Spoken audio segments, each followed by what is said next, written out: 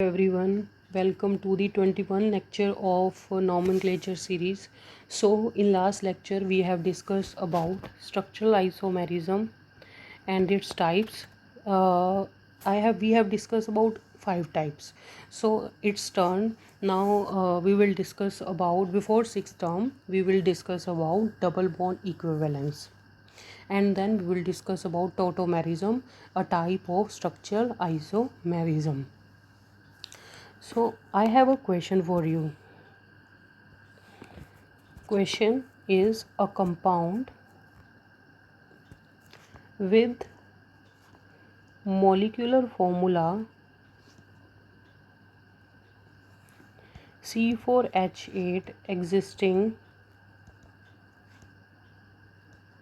various isomeric forms, write structure of each and giving IUPAC name. तो हाँ, ये हमारा कुछ क्वेश्चन है. अब सबसे पहले आपको पता होना चाहिए कोई क्वेश्चन के अंदर वो पूछ क्या रहा है. तो यहाँ देखो, एक compound with molecular formula C4H8, ठीक है.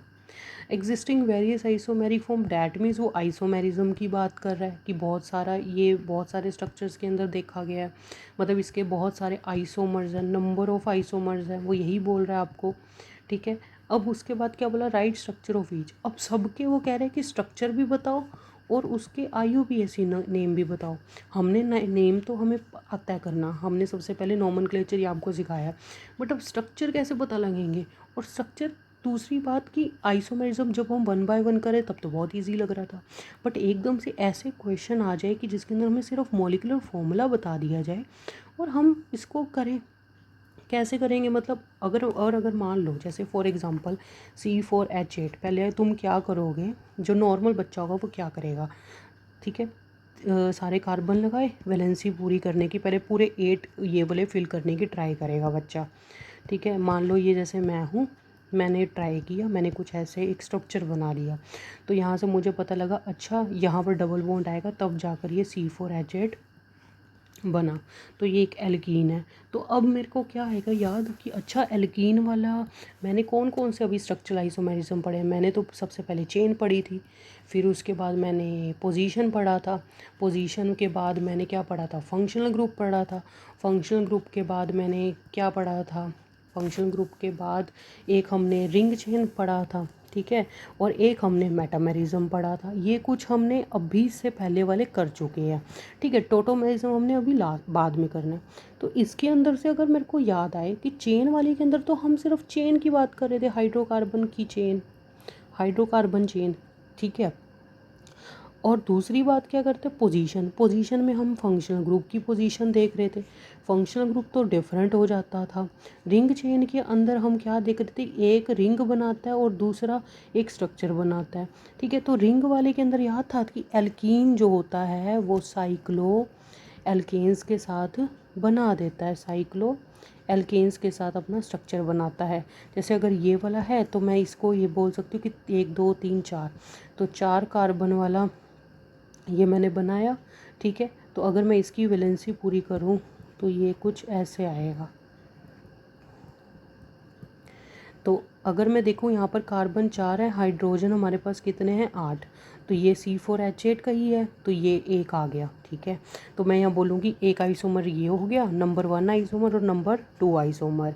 उसके बाद अगर मैं मेटामेरिज्म की बात करूँ, वहाँ पर भी हम बोल रहे थे कि एल्कीन्स का और क्या कहते हैं, एल्काडाइंस, वहाँ पर एल्काडाइंस का बारे में था और एल्काइंस के बारे में था, इनके बारे में डिस्कशन हो रही थी. ठीक है. तो उन सब के केस के अंदर मेरे को ये नहीं पता कि मैं चाहे जितनी मर्जी इसको रिवाइज़ करने की कोशिश कर लूँ, लेकिन टोटल नंबर ऑफ आइसोमर्स मेरे को कहीं ना कहीं याद नहीं रहेंगे. ठीक है.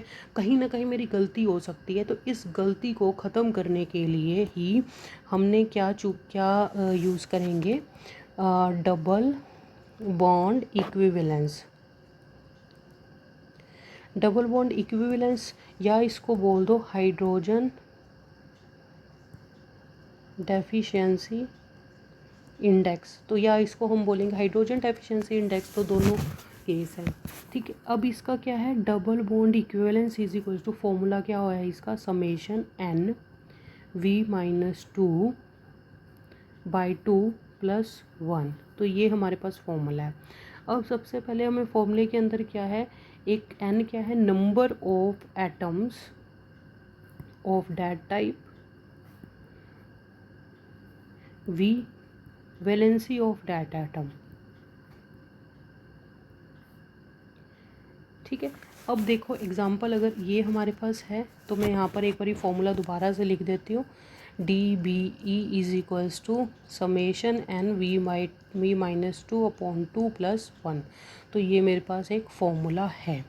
तो इस फॉर्मूला के बेसिस पे अगर एग्जांपल में लेके चलूँ C4H8, तो आपको पता है DBE इज इक्वल्स टू अब देखो n, एक बारी मैं कार्बन का लेके चलूँगी, एक बारी हाइड्रोजन का, तो कार्बन की n क्या है, number of atoms of that type, तो n यहाँ कार्बन कितने हैं यहाँ पर 4, ठीक है, और वैलेंसी v मतलब वैलेंसी कितनी होती है 4, 4 - 2, तो +8, 8 क्या है, क्योंकि हाइड्रोजन कितने 8 हैं, वैलेंसी इसकी 1 होती है, 1 - 2 अपॉन 2 + 1, तो यहाँ पर DBE आपका क्या आ जाएगा, 4 × 2 + 8 - 1 अपॉन 2 + 1, तो आंसर आपको यहाँ पर कुछ मिलेगा 0 + 1 = 1, तो 1 मिलेगा। तो अगर आपका आंसर 1 हो, अगर आपके पास क्या हो आंसर 1, तो उसका मीन्स होता है कि आइदर स्ट्रक्चर के अंदर, मतलब आइदर 1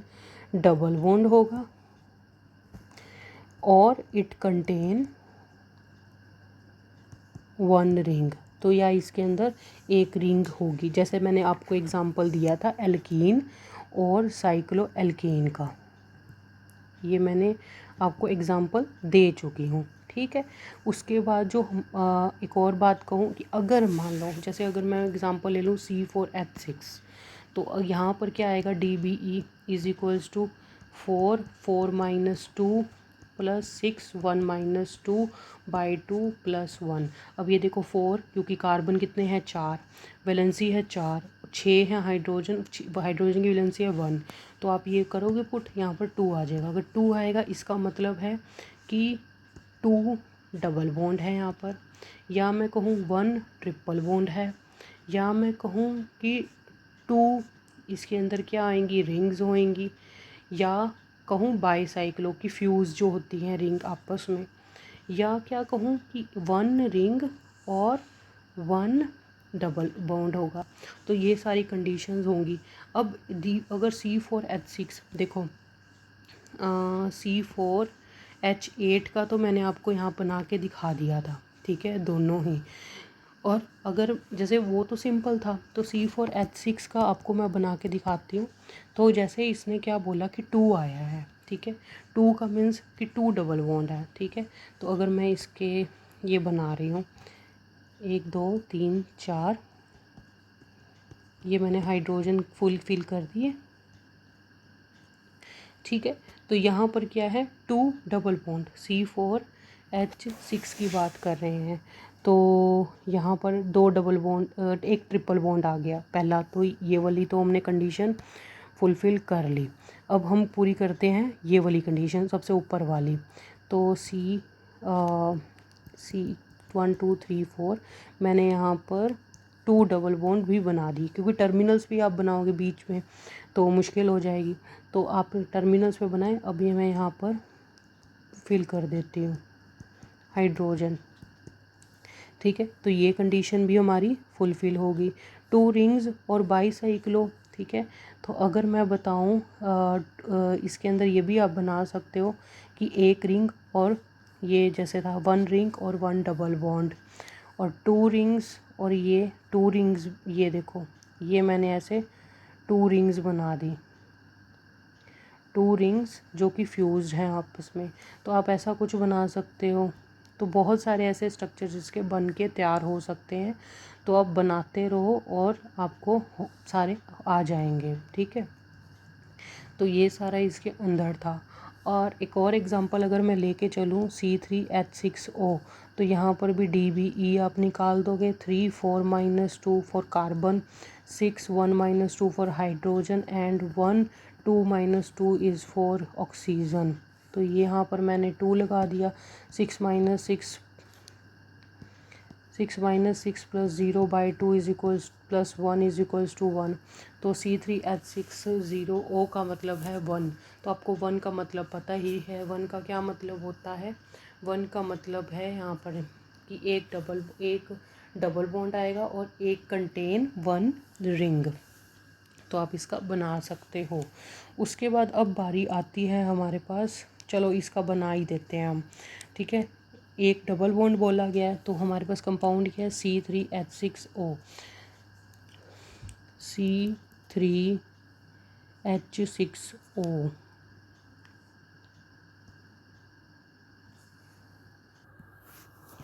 यस, तो C3H6 का C3H6O। तो आपको पता है कि अगर मैं कुछ ऐसा बना दूँ, अगर ऐसा कर दूँ, तो ये देखो कंप्लीट ही नहीं हो रही बात, ठीक है। नंबर ऑफ़ हाइड्रोजन आप देख रहे हो ज़्यादा आगे हैं, तो ये तो हमारा बिल्कुल भी नहीं होगा। तो आप क्या करोगे कि सिंपल C3H6 हमने ये बना दिया। तो इसके अंदर आप देखो ये हमने कीटोन बनाया है, तो यहाँ पर हाइड्रोजन भी फुल हैं और कार्बन भी उतने हैं जितने हमें चाहिए। C3H6O। अब बात आती है कि साइकिल रिंग की कैसे बनेगा। तो आप देखो 3 कार्बन वाला आपने बनाना है।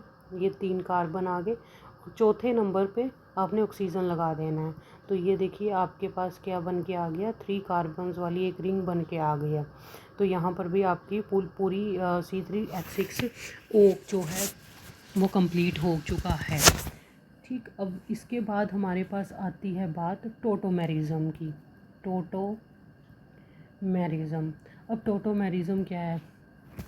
सबसे पहले involve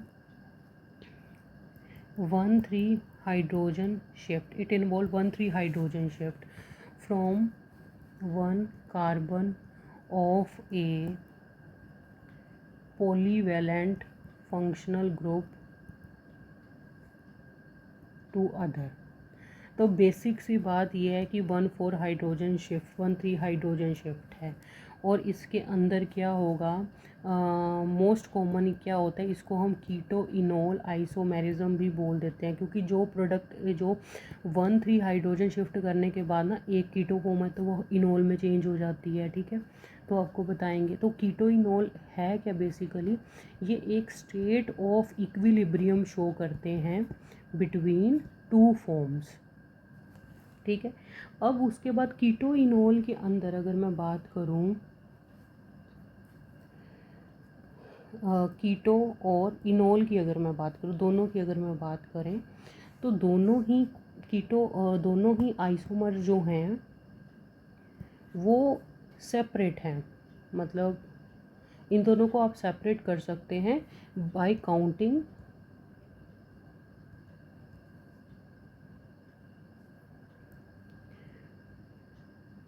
of total number of isomer. तो हम आइसोमर्स को काउंट करके दो हमारे फॉर्म्स हैं उसको हम देख सकते हैं। उसके बाद जो कीटो फॉर्म जो होती है ना, कीटो, वो हमारे पास मोर स्टेबल होती है, मोर स्टेबल देन इनॉल, ठीक है। और उसके बाद हम देखेंगे आगे कैसे then enolic form, but certain factors, अगर सर्टेन फैक्टर्स की बात अगर मैं करूँ, लाइक हाइड्रोजन बॉन्डिंग की अगर मैं बात कर देती हूँ, तो अगर ये हो तो ये क्या करेगी, इंक्रीज़ कर देती है स्टेबिलिटी ऑफ इनॉल। तो ऐसा नहीं है कि हमेशा कीटो ही जाएगा, मतलब मोर स्टेबल होगा, तो इनॉल भी हो सकता है अगर उसके अंदर हम हाइड्रोजन बॉन्डिंग को डाल दें तो, ठीक है।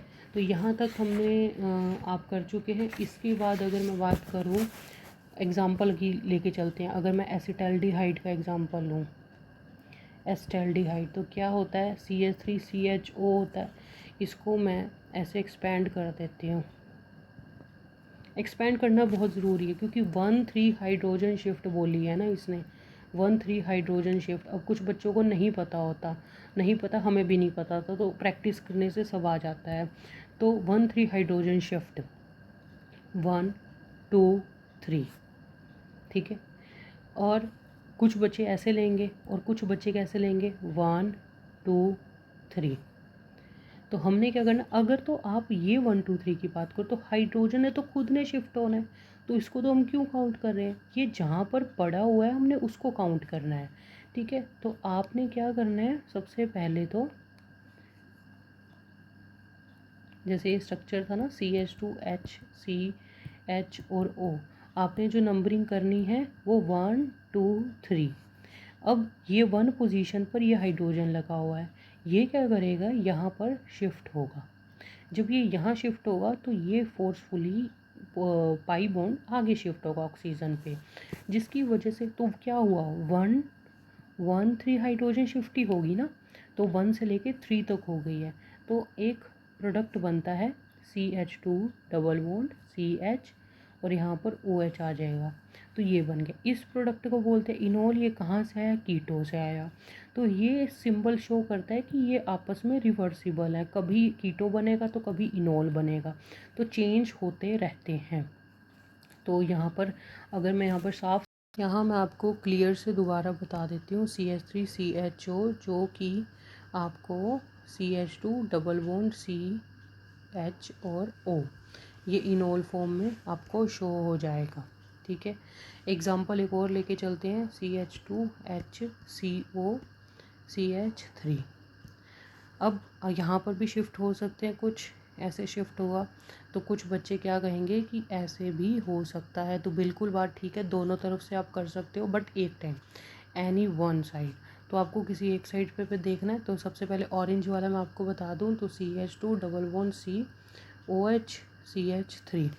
और अगर डार्क ग्रीन वाला दिखाऊं तो क्या होएगा, CH3 COH CH2। तो दोनों ही स्ट्रक्चर बिल्कुल ही सेम है, बस हमने इसको टर्न किया हुआ है।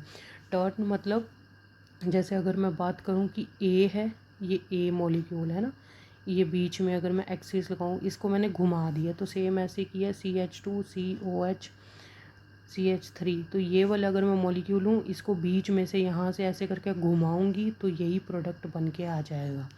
तो उस जस्ट प्रोडक्ट को टर्न करके यही सेम प्रोडक्ट आएगा, तो डैट मीन्स ये दोनों प्रोडक्ट सेम हैं, ठीक है। तो कोई इशू नहीं है। ये एक कंडीशन क्या होती है कि कीटो इनोल जो टोटोमेरिज्म है, कीटो इनोल जो टोटोमेरिज्म है वो is possible only when there is present alpha hydrogen. तो ये तभी पॉसिबल है जब अल्फ़ा हाइड्रोजन है। अब अल्फ़ा हाइड्रोजन क्या होती है, जो साथ, जैसे हमने बोला CH3 CHO CH2H CH और ये O, यहाँ से अगर यहाँ पर हाइड्रोजन इस वाले कार्बन के ऊपर, ये क्या है, अल्फ़ा कार्बन, तो यहाँ पर अगर ये हाइड्रोजन, ये अल्फ़ा है, तो यहाँ पर अगर ये H ना हो तो ये हो ही नहीं पाएगी। तो वो यही बोल रहे हैं कि ये पॉसिबल होना चाहिए कि अल्फ़ा हाइड्रोजन ज़रूर होने चाहिए। तो अल्फ़ा बीटा क्या होता है, जो फंक्शनल ग्रुप होता है ना, उसके जो जस्ट साथ वाला कार्बन होता है उसको अल्फ़ा बोलते हैं, उसके नेक्स्ट वाला बीटा कार्बन होता है, उससे नेक्स्ट वाला गामा होता है। और अगर मान लो लेफ़्ट साइड पे भी है तो ये भी अल्फ़ा होगा और इधर बीटा होगा, तो और इधर गामा होगा। तो कहने का मतलब दोनों साइड पे, ये नहीं कि एक साइड पे ही सिर्फ होता, नहीं। तो जस्ट साथ वाला अल्फ़ा, फिर बीटा, फिर गामा। तो ये आपको क्लियर हो गया। एग्जांपल एक और कर लेते हैं, जैसे ये मैंने किया, ठीक है। अब ये क्या है, अब कुछ बच्चे कहेंगे यहाँ पर अल्फ़ा हाइड्रोजन है ही नहीं, है बेटा। अगर इसकी आप ध्यान से देखोगे, यहाँ पर वैलेंसी तो कार्बन पूरी करता है ना, तो सिंगल बॉन्ड, यहाँ पर अगर सिंगल बॉन्ड है तो बाकी ये, अगर ये तो एक बॉन्ड हो गया सिंगल, तो यहाँ पर हाइड्रोजन है, तो यहाँ पर क्या बनेगा हमारा स्ट्रक्चर, कुछ ऐसा। तो ये मैं अगर आपको बना के दिखाऊं तो आप देखोगे कि यहाँ से वो एक हाइड्रोजन यूज़ होएगा, वो यहाँ पर ऐसे बॉन्ड शिफ्टिंग होगी, तो कुछ हमारे पास यहाँ OH और यहाँ पर डबल बॉन्ड लग जाएगा, ठीक है।